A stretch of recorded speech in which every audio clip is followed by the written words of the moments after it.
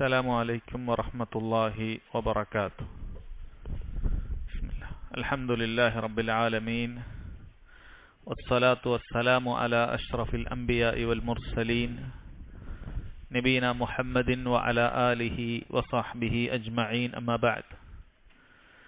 ബഹുമാന്യരായ സഹോദരങ്ങളെ, സഹോദരിമാരെ, പ്രിയപ്പെട്ട വിദ്യാർത്ഥികളെ, ബുലൂഗുൽ മറാമിൽ കിതാബുൽ ജാമിഇലാണ് നാം ഹദീസുകൾ വായിച്ചുകൊണ്ടിരിക്കുന്നത്. ബാബു തർഹീബി മിൻ മസാവിൽ അഖ്ലാഖ്, മോശം സ്വഭാവ ഗുണങ്ങളിൽ നിന്നും വിട്ടുനിൽക്കാൻ നമ്മെ താക്കീത് ചെയ്തുകൊണ്ടുള്ള ഹദീസുകളാണ് നാം കേട്ടുകൊണ്ടിരിക്കുന്നത്.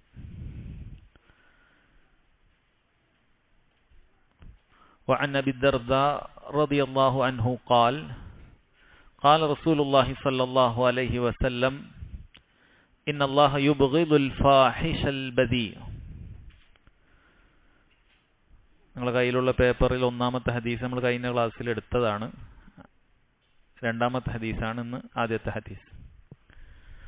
അബൂ ദർദാ റളിയല്ലാഹു അൻഹു പറയാണ്, ഖാല റസൂലുള്ളാഹി സ്വല്ലല്ലാഹു അലൈഹി വസല്ലം, റസൂലുള്ളാഹി സ്വല്ലല്ലാഹു അലൈഹി വസല്ലം പറഞ്ഞിരിക്കുന്നു, ഇന്നല്ലാഹ്, തീർച്ചയായും അല്ലാഹു, യുബ്ഗിളു, അവൻ വെറുക്കുന്നു, അൽ ഫാഹിഷ അൽ ബദി.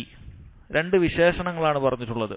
ഒന്ന് അൽ ഫാഹിഷ്, വൃത്തികേടുകൾ കൊണ്ട് നടക്കുന്ന, വൃത്തികെട്ട സംസാരമാകട്ടെ പ്രവർത്തനമാകട്ടെ, അൽ ഫാഹിഷ്, വൃത്തികേട് കൊണ്ട് നടക്കുന്ന ദുർനടപ്പുകാരനെ അല്ലാഹു വെറുക്കുന്നു. അതുപോലെ തന്നെ അൽ ബദി, വഷളായ അസഭ്യം പുലമ്പുന്ന ആളുകളെയും അല്ലാഹു സുബ്ഹാനഹു വ തആല വെറുക്കുന്നു എന്നാണ് നബി സല്ലല്ലാഹു അലൈഹി വസല്ലം പറഞ്ഞിട്ടുള്ളത്.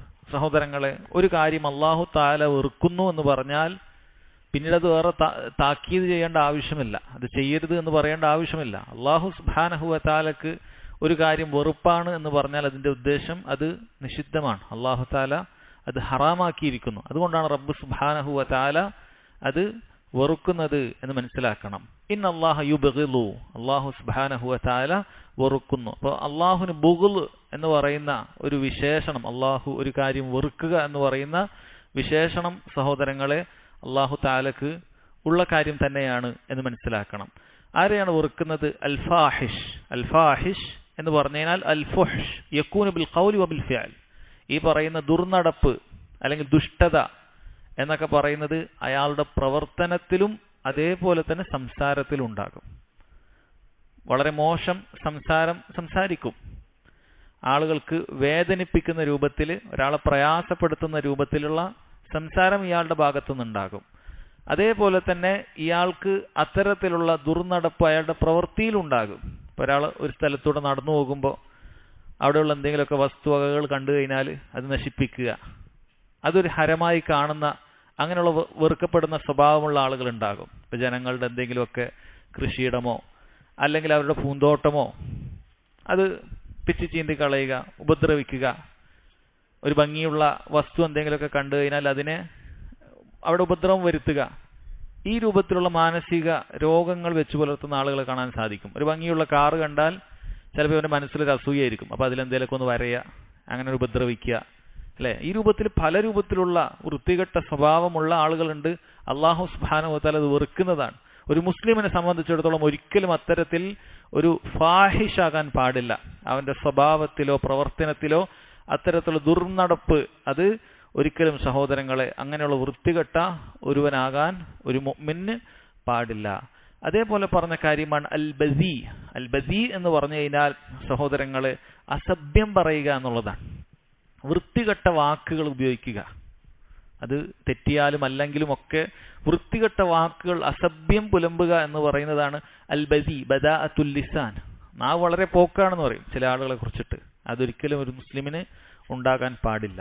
സഹോദരങ്ങൾ, ഈ രൂപത്തിലുള്ള എല്ലാ ദുർഗുണങ്ങൾ പറയുന്ന സമയത്തും നമ്മൾ ഓരോരുത്തരും നമ്മുടെ എല്ലാ അവസ്ഥയിലും അത് നമ്മൾ ഒഴിവാക്കിയിട്ടുണ്ട് എന്ന് ഉറപ്പുവരുത്തണം.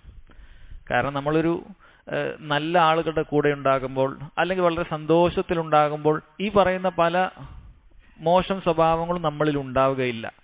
നമ്മളങ്ങനെ ദുഷ്ടത ഒരാളോടും കാണിക്കൂല, അസഭ്യം പറയൂല. പക്ഷേ ചില പ്രതികൂല സാഹചര്യം വരുന്ന സമയത്ത് നമ്മൾ പ്രത്യേകം ശ്രദ്ധിക്കണം. അപ്പോഴാണ് നല്ല സ്വഭാവമുള്ള ആളുകൾ അവരുടെ യഥാർത്ഥ തനി സ്വഭാവം ചിലപ്പോൾ പുറത്തേക്ക് വരുന്നത് കാണാൻ സാധിക്കും. നമ്മൾ അവിടെയാണ് ശരിക്കും ശ്രദ്ധിക്കേണ്ടത്. അവിടെയാണ് സൽസ്വഭാവിയാകാൻ നമ്മൾ ശ്രദ്ധിക്കേണ്ടത്. അല്ലെ, ബാക്കിയുള്ള ആളുകളുടെ മുന്നിൽ നന്നായി സംസാരിക്കുന്ന ആളുകൾ ചിലപ്പോൾ തൻ്റെ വീട്ടിൽ തൻ്റെ ഭാര്യയുമായി മറ്റാരും അറിയാത്ത അത്തരം സാഹചര്യങ്ങളിൽ അവൻ ഏറ്റവും മോശപ്പെട്ട അസഭ്യം പറയും. ചില ഭാര്യയെ വളരെ മോശം വാക്കുകൾ കൊണ്ട് അഭിസംബോധന ചെയ്യുന്ന ആളായിരിക്കും, അല്ലെങ്കിൽ ആ രൂപത്തിൽ ഉപദ്രവിക്കുന്ന ആളായിരിക്കും, വളരെ ഫാഹിഷുൽ ബദിയായിരിക്കും. അവിടെ നമ്മൾ മനസ്സിലാക്കേണ്ടത്, നമ്മൾ ആളുകളുടെ മുന്നിൽ മാത്രം നല്ല രൂപത്തിലുള്ള സംസാരങ്ങളും നല്ല രൂപത്തിലുള്ള പെരുമാറ്റങ്ങളും കാണിച്ചത് കൊണ്ട് കാര്യമില്ല.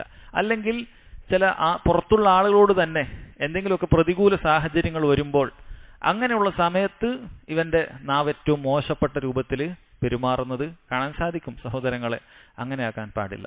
നമുക്ക് അനുകൂല സാഹചര്യമാണെങ്കിലും ശരി, പ്രതികൂല സാഹചര്യമാണ് എങ്കിലും ശരി, ഒരു മുസ്ലിമിനെ സംബന്ധിച്ചിടത്തോളം എല്ലാ സാഹചര്യങ്ങളിലും ഈ ഫുഹ്ഷും അതുപോലെ ബദാഅത്തും ഇത് അവനിൽ ഉണ്ടാകാൻ പാടില്ല. അസഭ്യവും അതുപോലെ ദുഷ്ടതയും ദുർനടപ്പും ഒന്നും അവനിൽ ഉണ്ടാകാൻ പാടില്ല എന്ന കാര്യം പ്രത്യേകം ശ്രദ്ധിക്കേണ്ട കാര്യമാണ്. അല്ലാഹു തആലക്ക് വെറുപ്പുള്ള കാര്യമാണ്. ഈ ഹദീസിലുള്ള ഫായിദകൾ: ഒന്ന്, ഇസ്ബാത്തുൽ ബുഗ്ളി ലില്ലാഹി അസ്സ വജൽ. അല്ലാഹു സുബ്ഹാനഹു വ തആലക്ക് ബുഗ്ൾ എന്ന് പറയുന്ന, കോപം എന്ന് പറയുന്ന സിഫത്ത്, വിശേഷണം ഉണ്ട് എന്നുള്ളത് ഇതിൽ നിന്നും സ്ഥിരപ്പെടുത്തുന്നു. അഹ്ലുൽ സുന്നയുടെ പണ്ഡിതന്മാർ അത് സ്ഥിരപ്പെടുത്തുകയാണ്. കാരണം ഇന്നല്ലാഹ യുബ്ഗിളു എന്ന് അല്ലാഹു സുബ്ഹാനഹു വ തആല പറഞ്ഞിട്ടുണ്ട്. അതുപോലെ തന്നെ സൂറത്തു സഫിൽ അല്ലാഹു തആല പറഞ്ഞത് കാണാം, കബുറ മഖ്തൻ ഇൻദല്ലാഹ്, അല്ലാഹുവിന്റെ അടുക്കൽ ഏറ്റവും കോപമുള്ള കാര്യമായിരിക്കുന്നു എന്ന് പറഞ്ഞിട്ടുണ്ട്. അൻത ഖുലു മാ ലാ തഫഅലൂൻ, നിങ്ങൾ പ്രവർത്തിക്കാത്ത കാര്യങ്ങൾ നിങ്ങൾ പറയുന്നത്. ഇവിടെ കബുറ മഖ്തൻ, മഖ്ത് എന്ന് പറഞ്ഞു കഴിഞ്ഞാൽ അത് അശദ്ദുൽ ബുഗ്ളാണ്. ബുഗ്ളിനേക്കാളും കോപത്തിനേക്കാളും കഠിനമായ ഒരവസ്ഥയാണ് മഖ്ത് എന്ന് പറയുന്നത്. അപ്പൊ അല്ലാഹു സുബ്ഹാനഹു വ തആലക്ക് മഖ്തുണ്ടാകുന്നു എന്ന് പറയുന്നത് അത് അവന്റെ അടിമകൾ അള്ളാഹുവിന് ഇഷ്ടപ്പെടാത്ത കാര്യങ്ങൾ പ്രവർത്തിക്കുമ്പോഴാണ് അല്ലാഹു സുബ്ഹാനഹു വ തആലക്ക് കോപമുണ്ടാകുക എന്നുള്ളത്.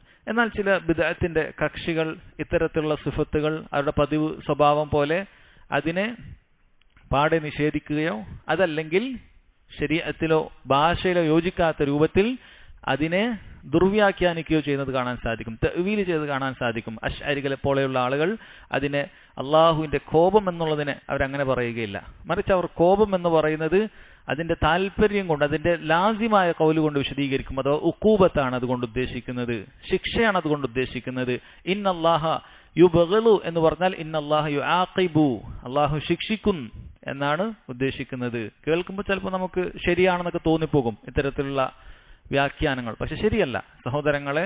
അല്ലാഹു തആലക്ക് കോപമുണ്ടാകുന്നു എന്ന് പറഞ്ഞാൽ റബ്ബ് സുബ്ഹാനഹു വ തആല ഖുർആനിൽ പറഞ്ഞാൽ, നബി സല്ലല്ലാഹു അലൈഹി വസല്ലം അല്ലാഹു തആലയെ കുറിച്ച് പരിചയപ്പെടുത്തിയാൽ നമ്മൾ അതുപോലെ വിശ്വസിക്കുക എന്നുള്ളതാണ്. സ്വഹാബികൾ ആരും അങ്ങനെ ഒരു വ്യാഖ്യാനമോ അങ്ങനെ ഒരു തഅലീഖ് നടത്തിയിട്ടില്ല. അതിനൊരു കമന്റ് സ്വഹാബികൾ അങ്ങനെ പാസ്സാക്കിയിട്ടില്ല. മറിച്ച് അതുപോലെ അറബി ഭാഷയിൽ അതുകൊണ്ട് ഉദ്ദേശിക്കുന്നത് എന്താണോ അതുപോലെ.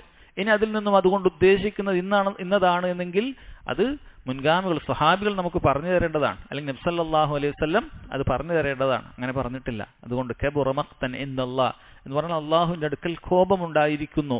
ഇന്നല്ലാഹ യുബ്ഗിളു, അള്ളാഹു തആല അവന് ബുഗ്ളുണ്ടായിരിക്കുന്നു, അവൻ കോപിച്ചിരിക്കുന്നു, വെറുത്തിരിക്കുന്നു എന്ന അർത്ഥത്തിൽ തന്നെ നമ്മൾ അത് മനസ്സിലാക്കേണ്ടതുണ്ട് എന്ന് അറിയുക. രണ്ടാമത്തെ ഫായിദ അൽ ഹസ്റു മിനൽ ഫഹ്ഷ്. അല്ലാഹു സുബ്ഹാനഹു വ തആല വൃത്തികേട് അതിനെ താക്കീത് ചെയ്യുന്നു, വൃത്തികേടിനെ താക്കീത് ചെയ്യുന്നുണ്ട്. അത് നമ്മുടെ സംസാരത്തിലാണെങ്കിലും നമ്മുടെ പെരുമാറ്റത്തിലാണെങ്കിലും ഒക്കെ അങ്ങനെ ഉണ്ടാക്കണം. ഒരു മുഅ്മിനെ സംബന്ധിച്ചിടത്തോളം യഥാർത്ഥത്തിൽ അവനോട് താല്പര്യപ്പെടുന്നത് അവൻ വളരെ മൃദുലമായി സംസാരിക്കാനാണ്, ആളുകൾക്ക് എളുപ്പമുള്ളവനാകാനാണ്, അവന്റെ ഖൽബ് അത് ശുദ്ധിയുള്ളതാകാനാണ്, അവന്റെ നാവ് അത് ശുദ്ധിയുള്ളതാകാനാണ്, അതിൽ നിന്ന് വരുന്ന വാക്കുകൾ അത് ശുദ്ധിയുള്ള വാക്കുകളാകാനാണ്. അതാണ് എപ്പോഴും അവൻ ശ്രദ്ധിക്കേണ്ടത്. 3, തഹരീമുൽ ബദാഅത്തി വൽ ഹദ്റു മിൻഹ. ബദാഅത്ത് അസഭ്യം അതിനെ താക്കീത് ചെയ്യുന്നു, അതിനെ കരുതിയിരിക്കാൻ വേണ്ടി താല്പര്യപ്പെടുന്നു. അങ്ങനെ ആകാൻ പാടില്ല. എപ്പോഴും നല്ല സൽസ്വഭാവമുള്ളവനാകാൻ ഒരു മുസ്ലിം ശ്രദ്ധിക്കേണ്ടതുണ്ട്. അവന്റെ ഈ സൽസ്വഭാവം അത് തുലാസിൽ ഏറെ ഭാരം തൂങ്ങുന്ന ഒരു കാര്യമായി തീരും. അവന്റെ വിശ്വാസത്തോടൊപ്പം ഈ സൽസ്വഭാവം അവന്റെ സൽക്കർമ്മങ്ങൾക്ക് ഭാരമുള്ളതാക്കും എന്ന കാര്യത്തോടുകൂടി, പ്രതീക്ഷയോടുകൂടി എന്ത് ചെയ്യണം? എപ്പോഴും സംസാരവും പ്രവൃത്തിയുമൊക്കെ എല്ലാവിധ അസഭ്യങ്ങളിൽ നിന്നും അവൻ മാറ്റി നിർത്താൻ ശ്രദ്ധിക്കേണ്ടതുണ്ട് എന്നാണ് പറയുന്നത്. അടുത്ത ഹദീസ് വലഹു മിൻ ഹദീസ് ഇബ്നു മസ്ഊദ് റളിയല്ലാഹു അൻഹു റഫഅഹു. വലഹു എന്ന് പറഞ്ഞാൽ തൊട്ടു മുമ്പത്തെ ഹദീസ് റിവായത്ത് ചെയ്തത് ഇമാം തിർമിദിയാണ്. അഖ്റജഹു തിർമിദി എന്ന് കാണാൻ സാധിക്കും. വലഹു എന്ന് പറഞ്ഞാൽ അഥവാ ഇമാം തിർമിദി തന്നെ മിൻ ഹദീസ് ഇബ്നു മസ്ഊദ് റളിയല്ലാഹു അൻഹു, ഇബ്നു മസ്ഊദ് റളിയല്ലാഹു അൻഹുവിന്റെ ഹദീസിൽ നിന്ന് റഫഅഹു എന്ന് പറഞ്ഞ നബി സല്ലല്ലാഹു അലൈഹി വസല്ലമയിലേക്കും അത് ചേർത്തി പറഞ്ഞിട്ടുണ്ട്. ഈ ഹദീസിൽ എന്താണ് പറയുന്നത്? ലൈസൽ മുഅ്മിനു ബിത്തആൻ വലൽ ലആൻ വലൽ ഫാഹിഷ് വലൽ ബദി വഹസനഹു വസഹഹഹു അൽ ഹാക്കിം വറജ്ജഹത് ദാറുഖുത്നി വഖഫഹു. ഹദീസുമായി ബന്ധപ്പെട്ട ചില പ്രയോഗങ്ങളാണ് അവസാനം പറഞ്ഞിട്ടുള്ളത്. ഈ ഹദീസിന്റെ പരമ്പരയിൽ അത് നബി സല്ലല്ലാഹു അലൈഹി വസല്ലമയിലേക്ക് എത്തുന്നുണ്ടോ ഇല്ലേ എന്നുള്ള വിഷയത്തിൽ അഭിപ്രായ വ്യത്യാസമുണ്ട്. ഇനി അതല്ല ഇത് ഇബ്നു മസ്ഊദ് റളിയല്ലാഹു അൻഹുവിന്റെ വാക്കാണോ അല്ലേ എന്നുള്ളതിലും അഭിപ്രായ വ്യത്യാസമുണ്ട്. എന്ത് തന്നെയായാലും ഈ പറയുന്ന ഹദീസിൽ താക്കീത് ചെയ്തിട്ടുള്ള കാര്യങ്ങൾ മറ്റു ധാരാളം ഹദീസുകൾ കൊണ്ട് സ്ഥിരപ്പെട്ടിട്ടുള്ള കാര്യം തന്നെയാണ്. അതുകൊണ്ട് ഇതിന്റെ മത്തിനിൽ യാതൊരുവിധ തരക്കേടുമില്ല. എന്താണ് ഈ ഹദീസിൽ പറയുന്നത്? ലൈസൽ മുഅ്മിൻ, ഒരു മുഅ്മിനല്ല, ഒരു സത്യവിശ്വാസിയല്ല എന്നുകൊണ്ട് ഉദ്ദേശിക്കുന്നത് പൂർണ്ണമായ ഈമാനുള്ള ഒരുവന്റെ സ്വഭാവം ഇതല്ല. അതിന്റെ അർത്ഥം ഈ പറയുന്ന ശേഷം പറയുന്ന വിശേഷണങ്ങളിൽ ഒരാളിൽ ഉണ്ടായാൽ അവൻ അതുകൊണ്ട് കാഫിറാകും എന്നല്ല. മറിച്ച് ലൈസൽ മുഅ്മിൻ, ഒരു വിശ്വാസിയല്ല എന്ന് പറഞ്ഞാൽ അവന്റെ വിശ്വാസം പൂർണ്ണമായിട്ടില്ല. ഒരു പരിപൂർണ വിശ്വാസിക്കാകാൻ സാധിക്കുകയില്ല. ആരാകാൻ സാധിക്കുകയില്ല? ബിത്തആൻ, തആൻ ചെയ്യുന്നവൻ. തഅന എന്ന് പറയുന്ന വാക്കിനർത്ഥം അവൻ ആളുകളെ ശകാരിക്കുക, അന്യായമായി ശകാരിക്കുന്നതിനാണ് തഅന എന്ന് പറയുന്നത്. തആൻ എന്ന് പറയുന്നത് അവന്റെ ശകാരം അത് കണിശമായ ഭാഷയിലാണുള്ളത്. അവൻ ആളുകളൊക്കെ വേണ്ടുന്നതിനും വേണ്ടാത്തതിനുമൊക്കെ ശകാരിച്ചു കൊണ്ടേയിരിക്കും. അവരിലുള്ള കുറവുകൾ, അതുപോലെ തന്നെ അവരിൽ എന്തെങ്കിലുമൊക്കെ അവരുടെ രൂപത്തിന്റെ കാര്യത്തിലോ അവരുടെ കുടുംബ പരമ്പരയുടെ വിഷയത്തിലോ അവർ ചെയ്യുന്ന എന്തെങ്കിലും പ്രവൃത്തിയുടെ വിഷയത്തിലോ ഒക്കെ ആളുകളെ ശകാരിച്ചു കൊണ്ടേയിരിക്കുന്നവൻ. മുഅ്മിൻ അങ്ങനെയല്ല. ആളുകളെപ്പോഴും ചീത്ത പറഞ്ഞുകൊണ്ടേയിരിക്കുക, അത് അവനിലുള്ള ഒരു കുഴപ്പം കൊണ്ടാകട്ടെ, ഉള്ള ഒരു കുറവ് കൊണ്ടാകട്ടെ, ഒരു മുഅ്മിൻ അങ്ങനെയല്ല. എപ്പോഴും ആളുകളെ ചീത്ത പറയുക എന്നുള്ളത് അവന്റെ സ്വഭാവമല്ല.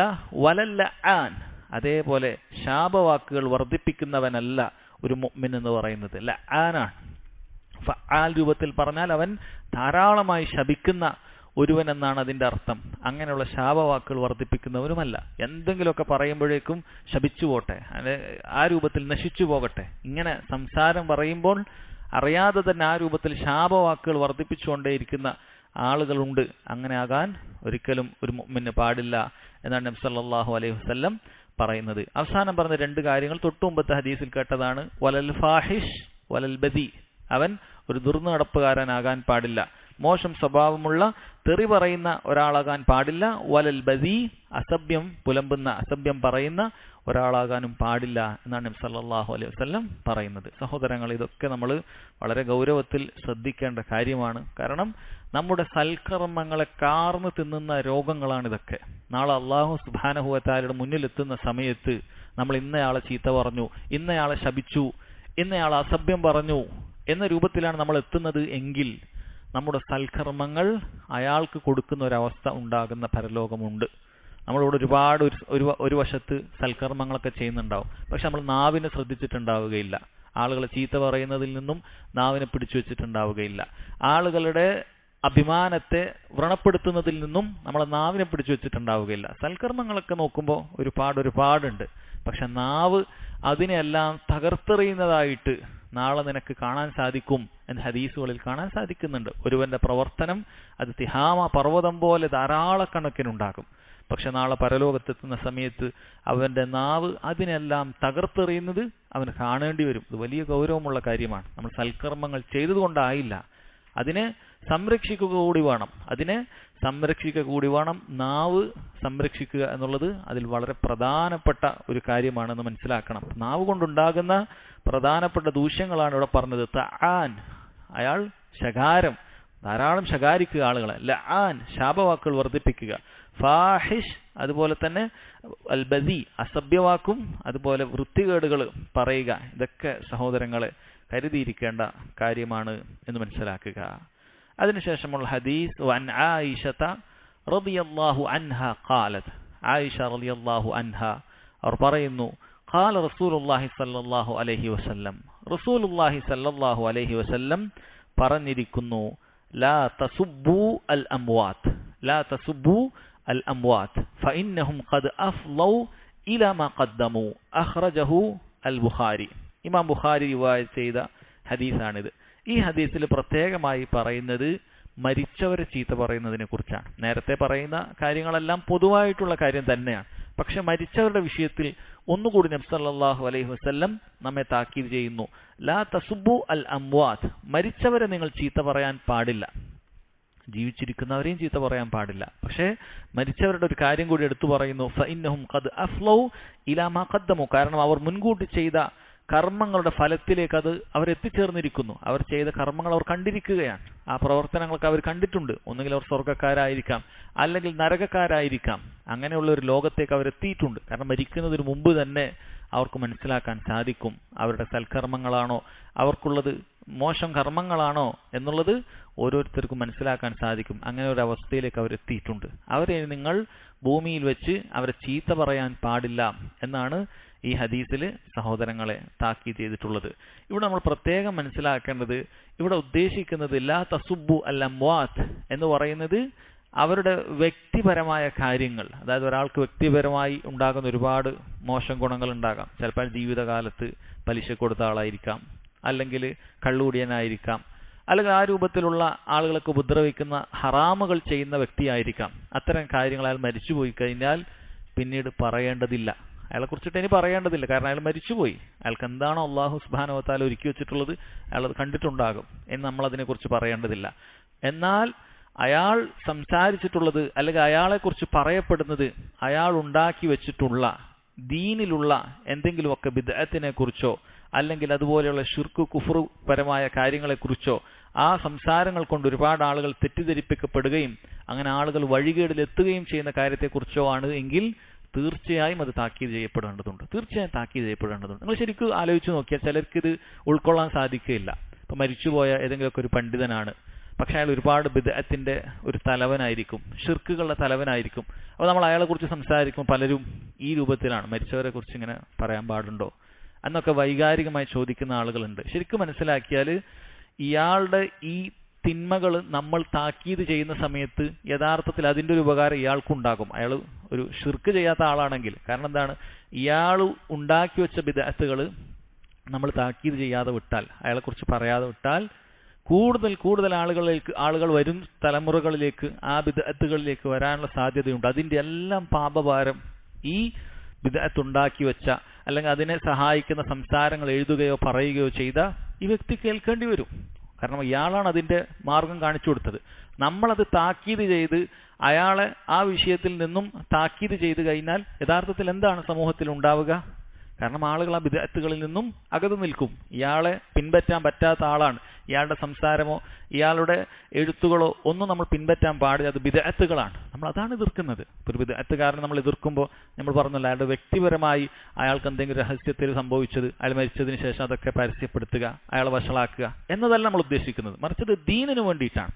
കാരണം അയാൾ ഉണ്ടാക്കി വെച്ചിട്ടുള്ള ചിലപ്പോൾ ഷിർക്കിന് വേണ്ടി അയാൾ എഴുതി വെച്ചിട്ടുള്ള ദുർവ്യാഖ്യാനങ്ങൾ ഉണ്ടാകും. അത് ഖുർആനിൻ്റെ ആയത്തുകളിലാകാം, അല്ലെങ്കിൽ ഹദീസുകളാകാം, അതല്ലെങ്കിൽ ഇല്ലാത്ത ഹദീസുകളൊക്കെ കൊണ്ടുവന്നിട്ട് ദുർവ്യാഖ്യാനിച്ചതാകാം, അല്ലെങ്കിൽ ആ രൂപത്തിലുള്ള ബിദ്അത്തുകളെ അയാൾ സഹായിക്കുന്നതിന് വേണ്ടി അയാൾ എന്ത് ചെയ്തിട്ടുണ്ടാകും? ഖുർആനിലെ ആയത്ത് ദുർവ്യാഖ്യാനിച്ചിട്ടുണ്ടാകും, ഹദീസുകൾ ദുർവ്യാഖ്യാനിച്ചിട്ടുണ്ടാകും, അയാളുടെ ബുദ്ധിപരമായി അയാൾ ഒരുപാട് നിഗമനങ്ങൾ നിരത്തിയിട്ടുണ്ടാകും. ഇതിനെല്ലാം മറുപടി പണ്ഡിതന്മാർ പറയുന്നത്, സഹോദരങ്ങളെ, ഒരിക്കലും മരിച്ച ആളുകളെ കുറ്റം പറയാൻ പാടില്ല എന്നതിനെതിരായി കൊണ്ടല്ല, മറിച്ച് മരിച്ച അയാളുടെ വാദത്തിനെയും അയാളെ താക്കീത് ചെയ്യുകയും ചെയ്യുന്നത് ആ ബിദ്അത്തുകളിൽ ആളുകൾ പെട്ടുപോകാതിരിക്കാനാണ്. അത് നമ്മൾ പ്രത്യേകം മനസ്സിലാക്കണം. കാരണം പലരും ഈ രൂപത്തിൽ മനസ്സിലാക്കാതെ വൈകാരികമായി മനസ്സിലാക്കുകയും അങ്ങനെയുള്ള മോശപ്പെട്ട ബിദ്അത്തിനെ പ്രചരിപ്പിച്ച ആളുകളെ കുറിച്ച് പറയുമ്പോൾ മരിച്ചില്ലേ, ഇനി എന്തിനാണ് സംസാരിക്കുന്നതെന്ന് പറയും.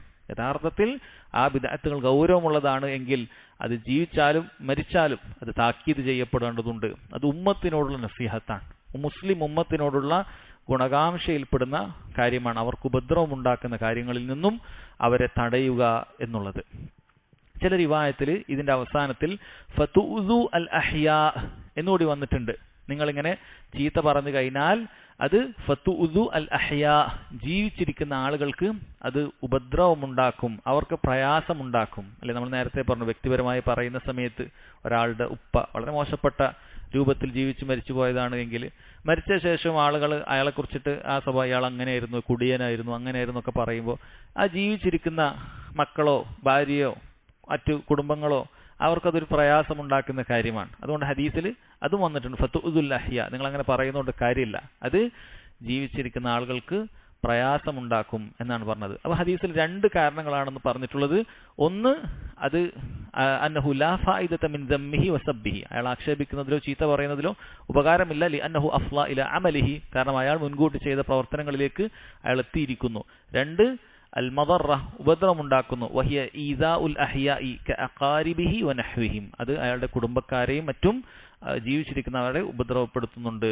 വഖദ് യകൂനു അഖാരിബുഹു മിൻ ഇബാദില്ലാഹി സ്സാലിഹീൻ ഫയതഅസ്സൗന ബിദാലിക്, ചിലപ്പോൾ ആ ജീവിച്ചിരിക്കുന്ന കുടുംബം ആരായിരിക്കും? നല്ല സാലിഹ്യങ്ങളായ ആളായിരിക്കും, മക്കളൊക്കെ സാലിഹ്യങ്ങളായിരിക്കും. പക്ഷെ ആ സാലിഹ്യങ്ങളായ ആളുകളെ പ്രയാസപ്പെടുത്തുക എന്നുള്ളത് പാടില്ല. ഉപ്പയെക്കുറിച്ച് ഉപ്പയെടുത്തുണ്ടായ ചീത്ത അതൊക്കെ നമ്മൾ പറഞ്ഞു കൊടുത്താൽ അത് നല്ല ആളുകൾക്കും അതൊരു പ്രയാസമുണ്ടാക്കുന്ന കാര്യമാണ്. കാരണം അവർ അള്ളാഹു ഇതൊക്കെ പുറത്തു കൊടുക്കട്ടെ എന്ന് ആശിക്കുന്ന ആളുകളായിരിക്കും. അപ്പോൾ നമ്മൾ പിന്നെ ഇതൊക്കെ എടുത്തു പറയുമ്പോൾ അത് പ്രയാസമാണ് എന്നാണ് മനസ്സിലാക്കേണ്ടത്. ഈ ഹദീസിലുള്ള ഫായിദ അന്നഹ്യു അൻ സബ്ബിൽ അംവാത്, മരിച്ചവരെ ചീത്ത പറയുക എന്നുള്ളത് വിലക്കിക്കൊണ്ടാണ്. പക്ഷെ നമ്മൾ നേരത്തെ പറഞ്ഞ ആ ഒരു കാര്യം പ്രത്യേകം മനസ്സിലാക്കിക്കൊണ്ടായിരിക്കണം അത് നമ്മൾ വായിക്കേണ്ടത്. മുറാഅതു ഖവാതിരിൻ നാസി ഫീമാ യതഅസ്സൗന ബിഹി, മനുഷ്യർക്ക് അവരുടെ വികാരങ്ങളെ, അവരുടെ ചിന്തകൾ അതിനെ പരിഗണിക്കുക, അവർക്ക് ഉപദ്രവം ഉണ്ടാക്കുന്ന കാര്യങ്ങളെ അല്ലാഹു സുബ്ഹാനഹു വ തആല അത് വിലക്കുകയാണ്. കാരണം ചില റിവായത്തിൽ ഫതുഉദു അൽ അഹ്യാ എന്ന് വന്നിട്ടുണ്ട്. അപ്പോൾ ശരീഅത്ത് അങ്ങനെ അതിനെ പരിഗണിക്കുന്നുണ്ട്.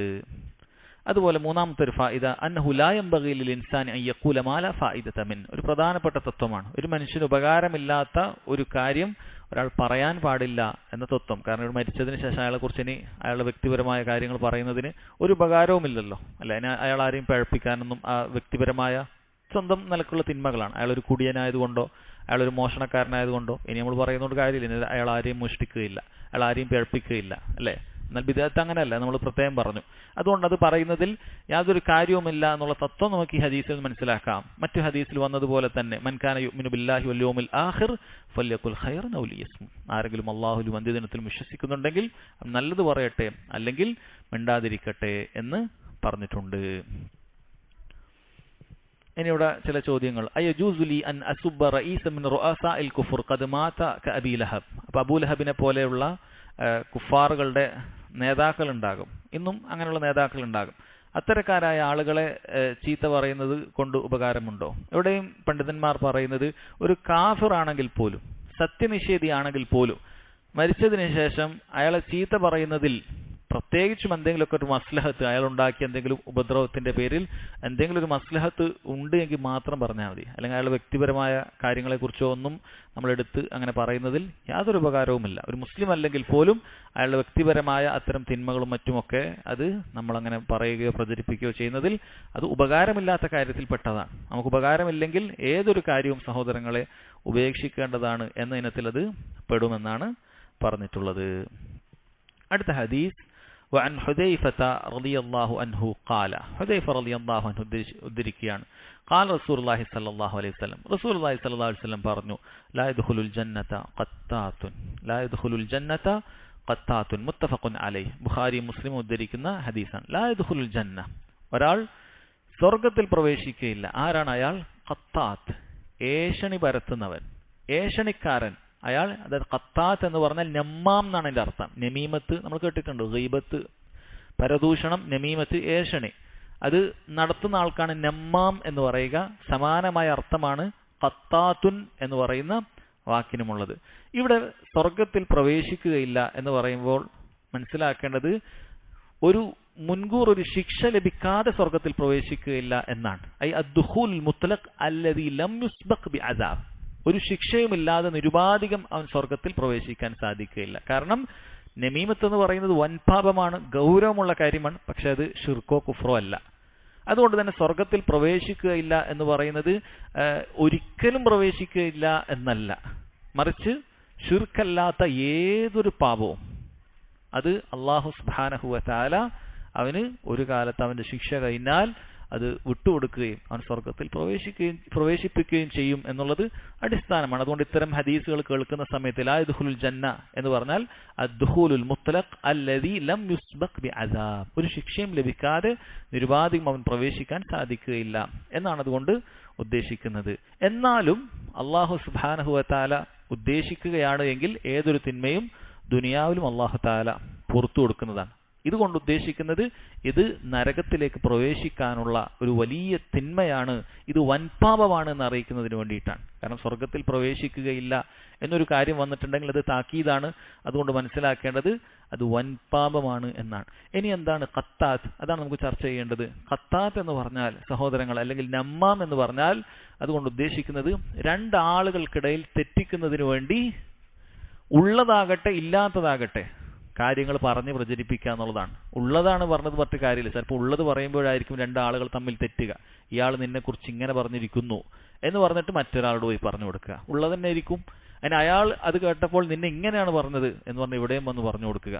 ഫലത്തിൽ എന്ത് സംഭവിക്കും? ഇയാളുടെ ഉദ്ദേശം ഇവരെ തമ്മിൽ നല്ല നിലക്ക് പോകുന്ന ആളുകളായിരിക്കും, അവരെ തമ്മിൽ തെറ്റിക്കുക എന്നുള്ളതാണ്. സഹോദരങ്ങളെ, ദീനുൽ ഇസ്ലാമിൽ വളരെയധികം ഗൗരവമുള്ള പാപമായിട്ടാണ് അല്ലാഹു സുബ്ഹാനഹു വ തആല ഖുർആനിലൂടെയും നബി സല്ലല്ലാഹു അലൈഹി വസല്ലം ഹദീസുകളിലൂടെയും നമുക്ക് പഠിപ്പിച്ചു തന്നിട്ടുള്ളത്. ധാരാളം ഹദീസുകൾ സഹോദരങ്ങൾ ഇതുണ്ട്. അത് പൊതുവിലൊരു ഖായിദയാണ്. മുസ്ലിം ഉമ്മത്തിന്റെ ഐക്യത്തിന് കോട്ടം വരുത്തുന്ന എല്ലാ കാര്യങ്ങളും ദീനിൽ വൻ പാപങ്ങളായിട്ടാണ് പരിഗണിക്കപ്പെടുന്നത്. കാരണം മുസ്ലിമീങ്ങളുടെ ബന്ധം അതില്ലാതാക്കുന്ന എല്ലാ കാര്യങ്ങളും ആ രൂപത്തിൽ കടുത്ത പാപങ്ങളായിട്ടാണ് പരിചയപ്പെടുത്തിയിട്ടുള്ളത് എന്ന് കാണാം. ഈ ഹദീസിലുള്ള ഫായിദ أن هذه الشريعة مبنية على كل ما يكون فيه التآلف بين المسلمين. ഈ ശരീഅത്തിലെ നിയമങ്ങളെല്ലാം തന്നെ ഉണ്ടാക്കപ്പെട്ടിട്ടുള്ളത് മുസ്ലിമീങ്ങൾക്കിടയിൽ ഇണക്കമുണ്ടാകണം എന്നാണ്. അതുകൊണ്ടാണ് നമീമത്തിനെ ഹറാമാക്കുന്നത്, ഗീബത്തിനെ ഹറാമാക്കുന്നത് കൊണ്ടാണ്. ഇണക്കത്തിന് കോട്ടം വരുത്തുന്ന ഒരു കാര്യം ചെയ്യാൻ പാടില്ല. മുസ്ലിമീങ്ങളുടെ ഇണക്കത്തിന് കോട്ടം വരുത്തുന്ന ഒരു കാര്യം ചെയ്യാൻ പാടില്ല. അതിനെന്ത് ന്യായം പറഞ്ഞാലും അത് പാടില്ല. രണ്ട്, അന്ന നമീമത മിൻ കബായിറുദ് ദുനൂബ്, നമീമത്ത് വൻപാപത്തിൽപ്പെട്ടതാണ്. നമ്മൾ പറഞ്ഞു അതിനൊരു അൽ വഈദ് ശദീദ്, വളരെ ശക്തമായ താക്കീത് അതിന് വന്നിട്ടുണ്ട്. കാരണം സ്വർഗത്തിൽ പ്രവേശിക്കുകയില്ല എന്ന് പറഞ്ഞതിനേക്കാളും എന്ത് താക്കീതാണ് വലുതായി വേണ്ടത്? അത് വളരെ ഗൗരവമുള്ള കാര്യമാണ്. ഒരു ചോദ്യം, അറഅയ്ത ലൗ അന്ന ശഖ്സൻ സഅലക്, ഒരു വ്യക്തി നിന്നോട് ചോദിക്കുകയാണ്, ഹൽ ഖാല ഫിയ ഫുലാൻ കദാ, എന്നെക്കുറിച്ച് ഇന്നാൾ എന്തെങ്കിലുമൊക്കെ പറഞ്ഞിട്ടുണ്ടോ എന്നൊരു രൂപത്തിൽ ചില ആൾ ചോദിക്കും, എന്നെ മറ്റേ ആൾ എന്തെങ്കിലും പറഞ്ഞിട്ടുണ്ടോ? ഇബ്നു തൈം റഹിമഹുല്ലാഹ് പറയാൻ, ഫഹൽ യൽസമുക അൻ തുഖ്ബിറഹു ഇദാ കാന ഖദ് ഖാല ഫീഹി ഖൗലൻ യുഅദ്ദി ഇല തനാഫുർ. ഈ പറയുന്ന കാര്യം ഇയാളോട് പറഞ്ഞു കഴിഞ്ഞാൽ അവിടെ വലിയൊരു ഭിന്നിപ്പും വേർപാടും ഒക്കെ ഉണ്ടാകും, തെറ്റിപ്പോകാനുള്ള സാധ്യതയൊക്കെ ഉണ്ട്. അങ്ങനെ ഒരു സാഹചര്യത്തിൽ ഇയാൾ ചോദിച്ചാൽ അത് പറഞ്ഞു കൊടുക്കാൻ പാടുണ്ടോ എന്നാണ് അദ്ദേഹം പറയുന്നു. ലാ യൽസമുക, നിനക്ക് പാടില്ല. വവജ്ഹു ദാലിക അന്നക മൻഹിയുൻ അനിൻ നമീമ, കാരണം നീ നമീമത്ത് പ്രചരിപ്പിക്കുന്നതിൽ നിന്നും താക്കീത് ചെയ്യപ്പെട്ടതാണ്. വഅന്ന സുആലഹു ഇയ്യാക ഖത, അയാൾ നിന്നോട് ചോദിച്ചത് തന്നെ തെറ്റാണ്. അങ്ങനെ ആരോട് ചോദിക്കാൻ പാടില്ല. മറ്റേയാൾ എന്നെ കുറിച്ച് എന്തെങ്കിലും പറഞ്ഞിട്ടുണ്ടോ ആ രൂപത്തിൽ അത് ഇയാൾ പറഞ്ഞു കൊടുക്കുന്ന വഴി എന്താകും? ഇത് തെറ്റും അല്ലേ? പറഞ്ഞു കൊടുക്കുന്ന വഴി അത് തെറ്റും. അതുകൊണ്ട് അങ്ങനെ എന്നെക്കുറിച്ച് എന്തെങ്കിലും പറഞ്ഞിട്ടുണ്ടോ എന്ന് ചോദിക്കുന്നത് തന്നെ തെറ്റാണ്. മറിച്ചാണ് നബി സല്ലല്ലാഹു അലൈഹി വസല്ലം പഠിപ്പിച്ചത്, ലാ യുഹദ്ദിസ്നി അഹദുൻ അൻ അഹദിൻ ഷൈഅ, നിങ്ങളിൽ ഒരാളും എന്നോട് മറ്റൊരാളെ കുറിച്ചും പറഞ്ഞു തരണ്ട. എന്നെക്കുറിച്ച് ആരെങ്കിലും എന്തെങ്കിലും പറഞ്ഞോട്ടെ, നിങ്ങൾ എനിക്ക് പറഞ്ഞു തരണ്ട.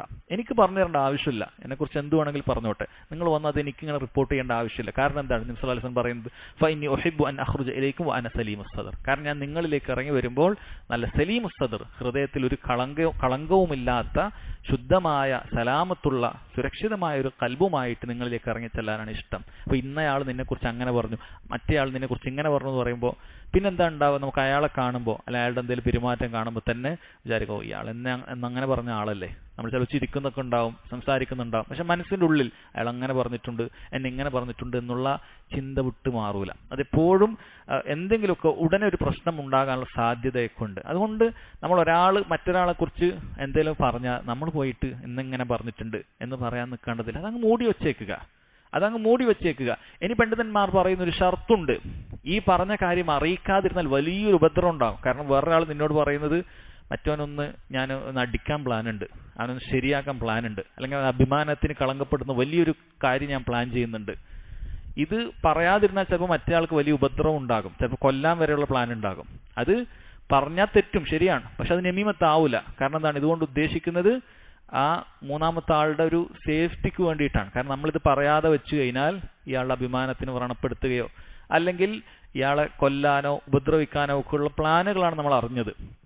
അത് നമുക്ക് പറയാം എന്ന് പണ്ഡിതന്മാർ പറഞ്ഞിട്ടുണ്ട്. കാരണം അവിടെ ഒരു മസ്ലഹത്തുണ്ട്. അതല്ല എങ്കിൽ ചിലപ്പോൾ മോശപ്പെട്ട വാക്ക് പറഞ്ഞാലാകട്ടെ, ഏതെങ്കിലും രൂപത്തിലുള്ള അനാവശ്യം പറഞ്ഞാലാകട്ടെ നമ്മൾ മിണ്ടാതിരിക്കുക. കാരണം അതാണ് പരസ്പരം ആളുകൾ തെറ്റാതിരിക്കാൻ അത് ഉപകരിക്കുക. അത് പ്രത്യേകം ശ്രദ്ധിക്കുക. അടുത്ത ഹദീസ്, വഅൻ അനസ് റളിയല്ലാഹു അൻഹു ഖാല ഖാല റസൂലുള്ളാഹി സ്വല്ലല്ലാഹു അലൈഹി വസല്ലം മൻ കഫ ഗളബഹു കഫല്ലാഹു അൻഹു അദാബഹു എന്നാണ് പറഞ്ഞിട്ടുള്ളത്. കോപവുമായി ബന്ധപ്പെട്ട കാര്യമാണ്. കോപവുമായി ബന്ധപ്പെട്ട 1-2 ഹദീസുകൾ നേരത്തെ കഴിഞ്ഞിട്ടുള്ളതാണ്. അതിൽപ്പെട്ടതാണ് ലൈസ ശദീദു ബിസ്സുറഅ ഇന്നമ ശദീദു അല്ലദി യംലികു നഫ്സഹു ഇൻദൽ ഗളബ്. ഏറ്റവും ശക്തൻ എന്ന് പറയുന്നത് മൽപ്പിടുത്തത്തിൽ ആളുകളെ നിലം പറ്റിക്കുന്നവനല്ല, മറിച്ച് സ്വന്തം നഫ്സിനെ നിയന്ത്രിക്കുന്നവനാണ്. നമ്മൾ കേട്ടിട്ടുണ്ട്. മറ്റൊരു സഹാബി ചോദിച്ചു, നസീഹത്ത് ഔസിനി, ലാ തഗ്ലബ്, നീ കോപിക്കരുത് എന്ന് കേട്ടു. എവിടെയും പറയുന്നു മൻ കഫ ഗളബഹു, നബി സല്ലല്ലാഹു അലൈഹി വസല്ലം പറയാണ്, ആരെങ്കിലും തന്റെ കോപത്തെ പിടിച്ചു വെച്ച് കഴിഞ്ഞാൽ കഫല്ലാഹു അൻഹു അദാബഹു, അല്ലാഹു സുബ്ഹാനഹു വ തആല അവന്റെ ശിക്ഷ അവന് തടയുന്നതാണ്. അല്ലാഹു അവന്റെ ശിക്ഷയും പിടിച്ചു വെക്കും. അല്ലാഹു സുബ്ഹാനഹു വ തആല അവനെ ശിക്ഷിക്കുകയില്ല എന്നാണ് പറഞ്ഞിട്ടുള്ളത്. സഹോദരങ്ങളെ, കോപം എന്ന് പറയുന്നത് ഒരുപാട് തിന്മകളിലേക്ക് നമ്മുടെ വാക്കാലും പ്രവൃത്തിയാലും ഒക്കെ സംഭവിക്കുന്ന കാര്യമാണ്. അതുകൊണ്ട് നമ്മൾ പരമാവധി നമ്മളെ കോപത്തിൽ നിന്നും പിടിച്ചാൽ അല്ലാഹു സുബ്ഹാനഹു വ തആല നമ്മുടെ മറ്റെന്തെങ്കിലുമൊക്കെ പ്രവർത്തനങ്ങളിലേക്ക് റബ്ബിനും കോപമുണ്ടാകും. റബ്ബ് സുബ്ഹാനഹു വ തആല അതിന് പിടിച്ചു വെച്ചുകൊണ്ട് നമുക്കുള്ള ശിക്ഷ അല്ലാഹു സുബ്ഹാനഹു വ തആല അതുകൊണ്ട് തടയും എന്നുള്ളതാണ് നമ്മൾ മനസ്സിലാക്കേണ്ടത്. അല്ലാഹു നമുക്കുള്ള ശിക്ഷ അത് ഒഴിവാക്കി തരും എന്നാണ് മനസ്സിലാക്കേണ്ടത്. ഇത് പ്രത്യേകം മനസ്സിലാക്കുക. നമുക്ക് ആളുകളെ എന്തെങ്കിലുമൊക്കെ കോപം ഉണ്ടാക്കുന്ന കാര്യം വരുമ്പോൾ അത് പിടിച്ചു വെക്കണം. കോപം പിടിച്ചു വെക്കുക എന്ന് പറഞ്ഞാൽ കോപിക്കാതിരിക്കാൻ ഒരാൾക്ക് സാധിക്കില്ല. കാരണം കോപം എന്ന് പറയുന്നത് ഉള്ളുന്ന് വരുന്ന കാര്യമാണ്. കോപമുണ്ടാകും, പക്ഷെ അതുകൊണ്ടുണ്ടാകുന്ന റിസൾട്ടുകൾ അത് നമ്മൾ എന്ത് ചെയ്യുക? അത് പിടിച്ചു വെക്കുക. അതാണ് നമുക്ക് ചെയ്യാൻ സാധിക്കുക. കാരണം സന്തോഷം, കോപം എന്നൊക്കെ പറയുന്നത് നമ്മുടെ കൺട്രോളിലല്ല, അത് വരുന്നതായിരിക്കും. ചില സാഹചര്യങ്ങളിൽ നമുക്ക് കോപം വരും. അതൊക്കെ നമുക്ക് കൺട്രോൾ ചെയ്യാൻ പറ്റൂല. പക്ഷെ നമുക്ക് കൺട്രോൾ ചെയ്യാൻ പറ്റുന്ന കാര്യം എന്താണ്? നമ്മെ പിടിച്ചു വെക്കുക. ആ കോപം കാരണത്താൽ നമ്മൾ എന്തെങ്കിലും പറഞ്ഞു പോവും, ആ കോപം കാരണത്താൽ നമ്മൾ എന്തെങ്കിലും ചെയ്തു പോവും. അത് ചെയ്യാതിരിക്കുക, അത് പറയാതിരിക്കുക. അതാണ് നമുക്കൊണ്ട് സാധിക്കുക. അത് ചെയ്യാൻ വേണ്ടി, അത് ചെയ്യുന്ന സമയത്ത് നമുക്ക് പ്രേരണയാകാൻ വേണ്ടിയിട്ടുള്ള കാര്യമാണ്. അള്ളാഹു നമ്മെ എന്തെങ്കിലുമൊക്കെ കാര്യത്തിന് ശിക്ഷിക്കാൻ ഉദ്ദേശിച്ചിട്ടുണ്ടെങ്കിൽ നമ്മൾ ഈ കോപം വരുന്ന സമയത്ത് പിടിച്ചു വെച്ചതിന്റെ ഫലമായിട്ട് റബ്ബ് സുബ്ഹാനഹു വ തആല ആ ശിക്ഷയെ നമുക്ക് പിടിച്ചു വെക്കും. നമുക്കൊരു ശിക്ഷ അതിൽ അളവ് കിട്ടുന്നത് പോലെയാണ്. നമ്മെ ശിക്ഷിക്കാനിരിക്കുന്ന ഒരു ശിക്ഷയിൽ നിന്നും നമുക്ക് അളവ് കിട്ടുന്നത് പോലെയാണ് എന്നാണ് പണ്ഡിതന്മാർ പറഞ്ഞിട്ടുള്ളത്. അതുകൊണ്ട് അത് ശ്രദ്ധിക്കുക. ഇവിടെ അല്ലാഹു സുബ്ഹാനഹു വ തആല അവന്റെ ഒരു സിഫത്ത് എന്ന് പറഞ്ഞിട്ടുണ്ട്, കഫല്ലാഹു അൻഹു, അല്ലാഹു പിടിച്ചു വെക്കും എന്ന് പറഞ്ഞിട്ടുണ്ട്.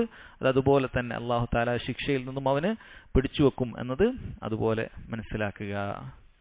അടുത്ത ഹദീസ്, വഅൻ അബീ ബക്രിൻ സിദ്ദീഖ് റളിയല്ലാഹു അൻഹു ഖാൽ, മഹാനായ സ്വഹാബി അബൂബക്കർ സിദ്ദീഖ് റളിയല്ലാഹു അൻഹു പറയാൻ, ഖാല റസൂലുള്ളാഹി സ്വല്ലല്ലാഹു അലൈഹി വസല്ലം, റസൂലുള്ളാഹി സ്വല്ലല്ലാഹു അലൈഹി വസല്ലം പറഞ്ഞിട്ടുണ്ട്, ലാ യദ്ഖുലുൽ ജന്നത ഖിബ്ബുൻ വലാ ബഖീലുൻ വലാ സയ്യിഉൽ മലക, അഖ്റജഹു തിർമിദി വഫറഖഹു ഹദീസൈനി വഫി ഇസ്നാദിഹി ളഅഫുൻ. ഈ ഹദീസിന്റെ സനദിൽ ദുർബലതയുണ്ട് എന്നാണ് പറയുന്നത്. എന്നാൽ നമ്മൾ നേരത്തെ മനസ്സിലാക്കിയതുപോലെ തന്നെ ഈ ഹദീസിൽ പറഞ്ഞ ഈ എല്ലാ ദുർഗുണങ്ങളും മറ്റ് ഹദീസുകളിൽ നിന്ന് തന്നെ താക്കീത് ചെയ്യപ്പെട്ട ദുർഗുണങ്ങൾ തന്നെയാണ്. എന്താണ് ഈ ഹദീസിൽ പറഞ്ഞത്? ലാ യദ്ഖുലുൽ ജന്ന, നേരത്തെ പറഞ്ഞ അതേ പ്രയോഗം, സ്വർഗത്തിൽ പ്രവേശിക്കുകയില്ല. ഒന്ന് ഖിബ്, ഖിബ് എന്ന് പറഞ്ഞു കഴിഞ്ഞാൽ ചതിയൻ എന്നാണ് അർത്ഥം. ചതിയന്മാർ സ്വർഗത്തിലേക്ക് പ്രവേശിക്കുകയില്ല. ആളുകളെ വഞ്ചിക്കുക, അത് ഏത് കാര്യത്തിലാകട്ടെ, സാമ്പത്തികമായ കാര്യത്തിലാകട്ടെ, മറ്റെന്തെങ്കിലുമൊക്കെ കാര്യത്തിലാകട്ടെ, ആളുകളെ വഞ്ചിക്കുക. അവൻ ഖിബ് എന്ന് പറഞ്ഞാൽ ഖദ്ദ എന്നാണ് അർത്ഥം. നമ്മുടെ ഖദ്ദ എന്ന് പറയുന്ന വാക്ക് ചതിച്ചു നമുക്ക് കേട്ടതാണ് നേരത്തെ. ഖദ്ദ എന്നാണ് ഖിബ് എന്ന് പറയുന്ന വാക്കിനർത്ഥം. അവൻ ചതിയൻ സ്വർഗത്തിൽ പ്രവേശിക്കുകയില്ല.